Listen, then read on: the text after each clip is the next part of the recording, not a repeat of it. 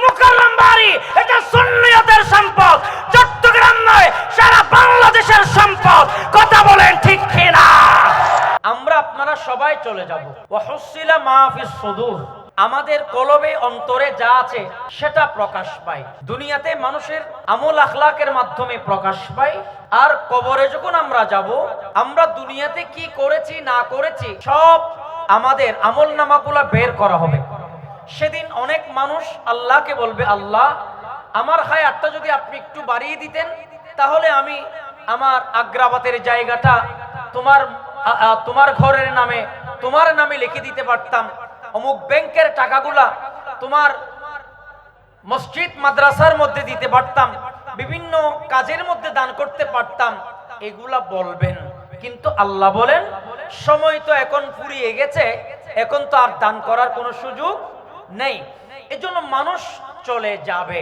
যাওয়ার আগে আমাদেরকে একটা জিনিস বারবার চিন্তা করতে হবে, সেটা হচ্ছে কবরের কথা। বলেন না, কিসের কথা? কবরকে যখন আপনি ভয় করবেন, আপনার নামাজ এটা ইখলাসের সহিত হবে। কবরকে যখন আপনি ভয় করবেন, আপনার দান সদকা এটা যথাযথভাবে হবে। কবরকে যখন আপনি ভয় করবেন, মা বাবার খেদমত যথাযথভাবে হবে। কবরকে যখন আপনি ভয় করবেন, আপনার দুনিয়াদারি যথাযথভাবে হবে। কবরকে যখন আপনি ভয় করবেন, আপনার স্ত্রীদের অধিকারগুলা আপনি যথাযথভাবে দিবেন। কবরকে যখন আপনি ভয় করবেন, আপনার সন্তানের অধিকারগুলা আপনি যথাযথভাবে তাদের জন্য রেখে দিতে পারবেন। বলেন, আমরা কবর এবং হাসরের চিন্তা আমাদের আছে না নাই? দুই হাত তুলে বলেন, আছে না নাই? আমরা কবরের কথা স্মরণ করতে চাই কি চাই না? আওয়াজ দিয়ে বলেন, চাই কি না? তো আমি আপনাদেরকে কুরআনুল কারীম থেকে সূরা ইনফিতর থেকে বলছিলাম, হুসিলা মা ফিস সুদূর, যার যা আছে সেদিন প্রকাশ পাবে। আমার আমল নামা কতটুকু সেটাও প্রকাশ পাবে, আবার আমার গুনাহ কতটুকু সেটাও প্রকাশ পাবে, আমার নেকি কতটুকু সেটাও প্রকাশ পাবে। মিশকাতের মধ্যে একটি হাদিস হযরতে বারা ইবনে আযিব রাদিয়াল্লাহু তাআলা থেকে বর্ণিত। এই হাদিসের অনুবাদটা করে আমি আপনাদের থেকে বিদায় নেব। রাসূল করিম সাল্লাল্লাহু আলাইহি ওয়াসাল্লামের হাদিসের মধ্যে আল্লাহর নবী সাহাবী বললেন, এখানে দুটি পর্যায় আছে, একটি হচ্ছে মুমিনের মর্তবা, আর একটা হচ্ছে মুনাফিক তথা মুশরিক কাফের যারা, ওদের অবস্থান। তো কাফেরের অবস্থান এমন হবে, কাফের যখন কবরে যাবে, কুরআনুল কারীমের মধ্যে আল্লাহ তাআলা স্পষ্ট ভাষায় ইরশাদ করেছেন, সুম্মা আমাতাহু ফাকবারা, মানুষ যখন মারা যাবে, মারা যাওয়ার পরে আল্লাহ তাআলার হুকুম হচ্ছে ফাকবারা, তাকে কবরস্থ করা হবে। একটু জোরে বলেন আল্লাহু আকবার। গভীর মনোযোগ আমার যুবক ভাইরা, আল্লাহর নবীর হাদিস থেকে বলছিলাম এবং আল্লাহর কোরআন, আমার আল্লাহ বলেন, সুম্মা আমাতাহু ফাকবারা, মানুষ যখন মারা যাবে, মানুষের পচন ধরার আগে, মানুষের শরীরের মধ্যে দুর্গন্ধ ছুটার আগে, ফাকবারা, তাকে কবরস্থ করা হোক, কবরের মধ্যে দাফন করা হোক। আমার ভাইয়েরা, আমরা মুসলমান, আমাদেরকে জানাজা দেওয়া হয়, আমাদেরকে জানাজার পরে আমাদেরকে কবরে দেওয়া হয়। কথা বলেন ঠিক কিনা? আমাদেরকে যখন কবরে দেওয়া হবে, এর যুবক, আগ্রাবাতের যুবক ও আমার মা বোনেরা, আমাদেরকে যখন কবরে দেওয়া হবে, এক সপ্তাহ 2 সপ্তাহ যাওয়ার আগে বাজান, আমাদের শরীরের অঙ্গ প্রত্যঙ্গ গুলা পছন্দ ধরে যাবে, আমাদের অঙ্গ প্রত্যঙ্গ গুলা পছন্দ ধরে যাবে, নাক পচে যাবে, আমাদের কান পচে যাবে, শরীর পছন্দ ধরবে, এভাবে আমাদের অঙ্গ প্রত্যঙ্গ পছন্দ ধরে যাবে। আর আমার নবী ডাক দিয়া বলেন, এরে যুবক, আল্লাহর নবী ডাক দিয়া বলেন, ওই কবরে যখন আপনি যাবেন, কবরের মধ্যে আসওয়াদানে আজরাকানে, দুজন ফেরেশতা আসবে, মালাকানে আসওয়াদানে আজরাকানে, দুজন ফেরেশতা আসবে। আর আসার পরে আপনাকে দুজন ফেরেশতা এসে বসাবেন, বসানোর পরে জিজ্ঞেস করবেন, মান রব্বুকা, তোমার প্রভুকে? সে বলবে, হা হা লা আদিরি, আমি জানি না। এরপর ওমান দীনুকা, তোমার দিন কি? সে বলবে, হা হা লা আদিরি, আমি জানি না। তৃতীয় নম্বর প্রশ্ন করবে, মা কুনতা তাকুলু ফি হাক্কি হাদার রাজুল, এভাবে আমার নবীর ব্যাপারে প্রশ্ন করা হবে। সে বলবে, হা হা লা আদিরি, আমি জানি না, আমি জানি না, আমি জানি না। আবার অনেকে বলবে, 3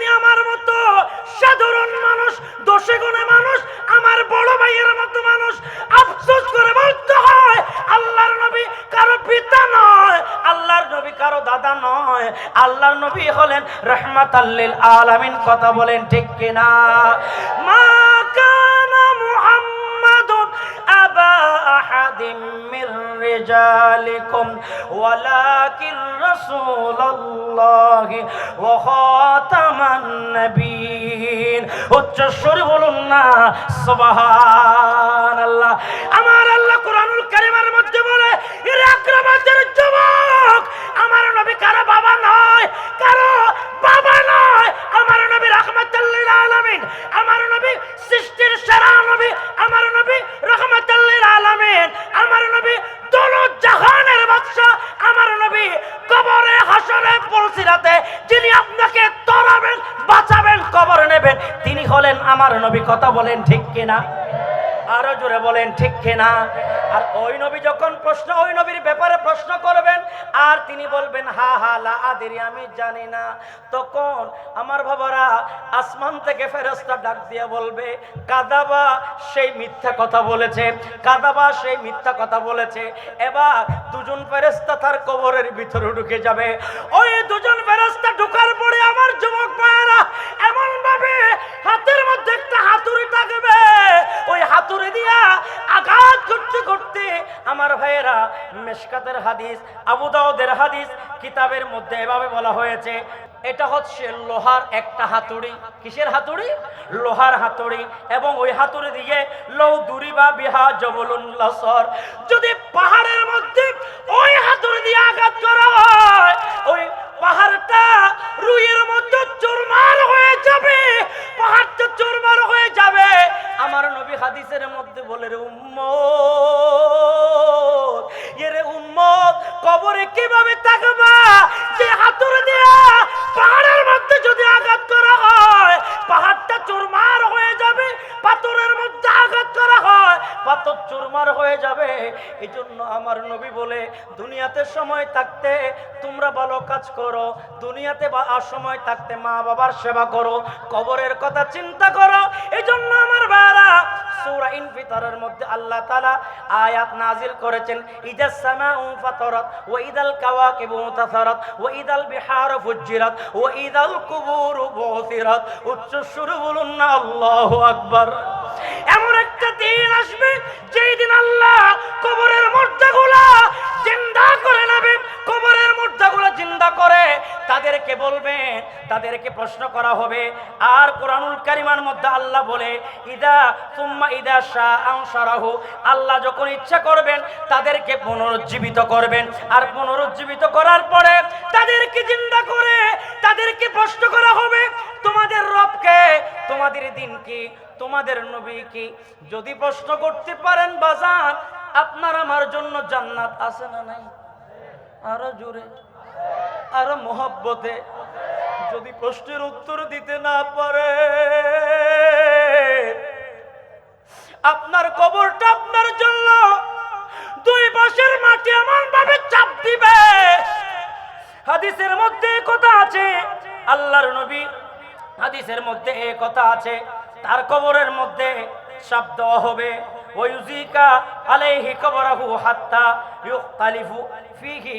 আমার ভাইরা ইলা আখিরিল ইবারা, তার কবরের এক পাশের মাটি আরেক পাশের মাটিকে এমন ভাবে চাপ দিবে, আপনার শরীরের অঙ্গ প্রত্যঙ্গ চারিদিকে ছড়িয়ে ছিটিয়ে যাবে, আপনার শরীরে শরীর থাকবে না, আপনার মাথা চুরমার হয়ে যাবে, আপনার হাত, আপনার পা, আপনার সবকিছু চুরমার হয়ে যাবে।